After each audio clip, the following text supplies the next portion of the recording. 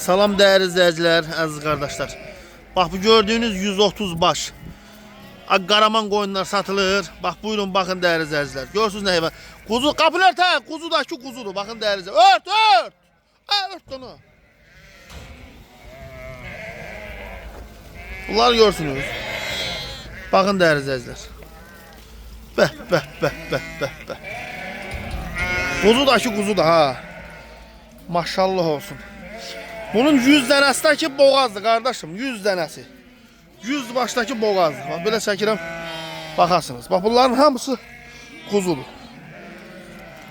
Görürsünüz ne heyvanlardır değerli izleyiciler. Əlaqə saxlayın. Gəlin heyvanı yığın aparın. Saxlayın da. Bunlara bak. Bir dənə körpə quzusu yox da bir dənə. Bak hamısı belədir. Bak 12 kiloluk 13 kiloluk kuzulardır. Bak bunlar görürsünüz. Süper de süper.